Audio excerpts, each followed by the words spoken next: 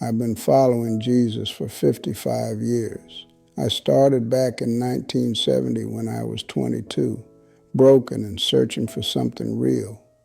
What I'm about to share almost cost me my faith. There were dark years where I nearly walked away from everything I believed. I'm not a famous preacher. Spent 38 years pastoring a small church in Ohio, and now I sit in the back pew like everyone else. But 55 years teaches you things, hard things, things nobody warns you about. Here are 6 truths I wish someone had told me before I wasted so many years learning them the painful way. Truth number 1, faith is not a feeling. It's a decision you make every single morning. For the first 20 years of my walk with Christ, I thought something was wrong with me. I'd hear people at church talk about how close they felt to God, how they could feel His presence in worship, how prayer filled them with peace. And I'd sit there thinking, why don't I feel that? Some mornings I woke up and felt absolutely nothing. No warmth, no closeness, just silence.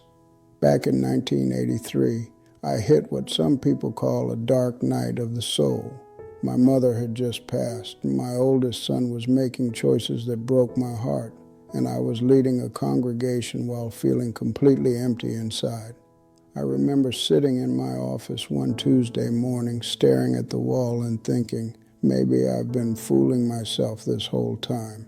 Maybe none of this is real. I didn't tell anyone, couldn't. I was the pastor. I was supposed to have answers. So I kept showing up, kept preaching, kept smiling on Sundays while dying inside during the week.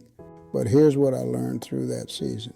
I kept showing up anyway, not because I felt like it, because I decided to.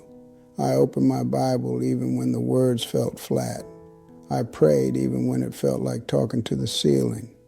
And slowly, over months, something shifted. Not because the feelings came rushing back, but because I realized faith was never about feelings in the first place. Feelings come and go. They always will. But faith is a choice you make with your feet. You keep walking toward God even when you can't see Him, even when you can't feel Him. That's the real thing. Everything else is just weather. Truth number 2, God doesn't need your performance. He wants your honesty. This one took me way too long to understand. For decades, I tried to be the perfect Christian, perfect pastor, perfect husband, perfect father. I thought if I just performed well enough, God would be pleased with me, and maybe other people would be too. I remember a season in the early 90s when I was running myself into the ground, leading 3 services every Sunday, visiting hospital rooms, counseling couples, preparing sermons, attending every committee meeting. I was saying yes to everything and everyone except my own soul. My wife, Linda, she finally sat me down one night and said, "You're not living for God anymore. You're performing for an audience." That hit me hard because she was right. I had turned my faith into a job, a role I was playing, and underneath all that activity, I was exhausted, resentful, and quietly angry at God for not giving me more strength to keep up the act. What changed everything was learning to be honest with Him, not polished prayers, real ones. God, I'm tired. I don't know if I can keep doing this. I'm angry, and I don't even know why. Those prayers felt dangerous at first, like I was being disrespectful. But God can handle your honesty. He already knows what you're thinking anyway. You're not fooling Him with your pretty words. He doesn't want your performance. He wants you, the real you, the messy, confused, struggling you. That's who He loves. Truth number 3, serving others isn't optional. It's where faith actually comes alive. I can preach this one because I learned it the hard way. There was a stretch in my 40s where my faith felt completely stale. I was doing all the right things, reading my Bible, praying, going to church, but it all felt hollow, like going through motions that didn't mean anything anymore. Then in 1991, our church started a soup kitchen downtown. Every Thursday night, we'd serve meals to whoever showed up. Homeless folks, struggling families, people just down on their luck. I didn't want to go at first, if I'm being honest. I was busy. I had sermons to write, but Linda signed us both up, so I went. The first night I served mashed potatoes to an old man named Eugene. He had these tired eyes, worn hands, and a coat that had seen better days. When I handed him his plate, he looked at me and said, "Thank you, brother. God bless you." And something cracked open in me. I don't know how to explain it, but in that moment, serving that man, I felt more connected to Jesus than I had in years. I kept going back every Thursday for the next 12 years until we moved locations, and every time, something in me came alive that I couldn't manufacture in a prayer closet or a sermon prep session. It sounds simple, but it's true. Faith isn't just about what you believe, it's about what you do with what you believe. When you serve others, especially the ones the world ignores, something happens. You stop thinking so much about yourself. You start seeing people the way Jesus sees them. And your faith stops being an idea and starts being a life.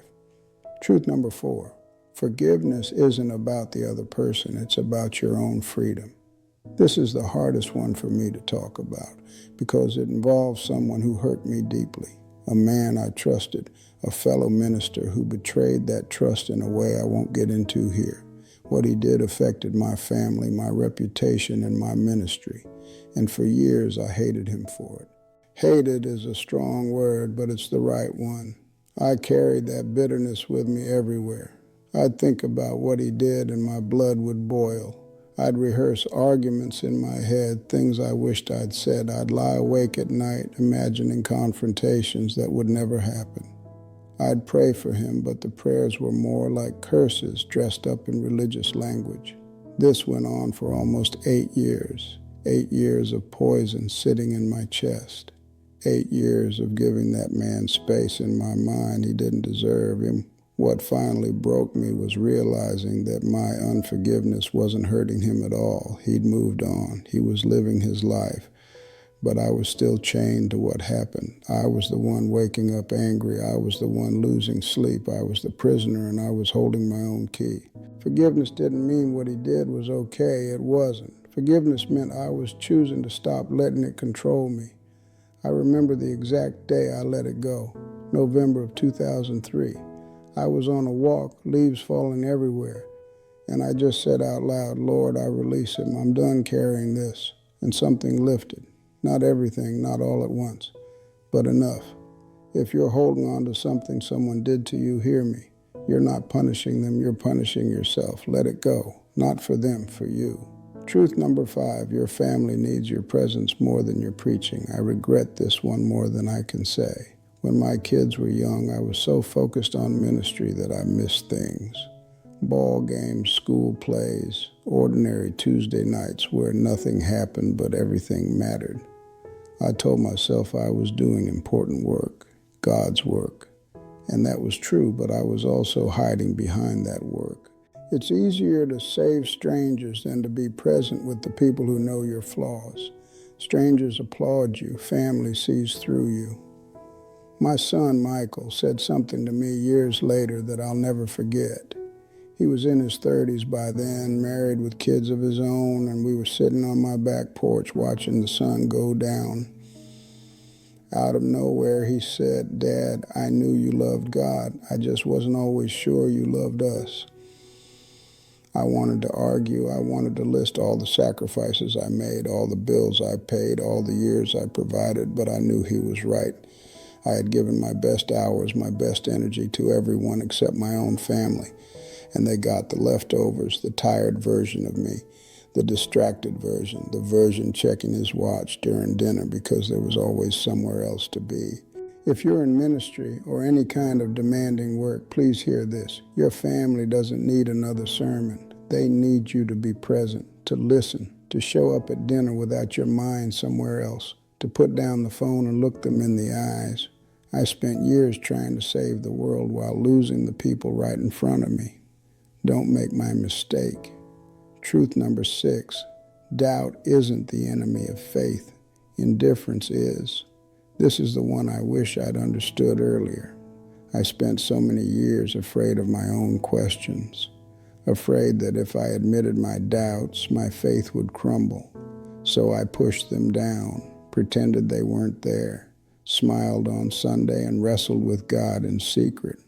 But doubt isn't the opposite of faith. Indifference is. Doubt means you care enough to question.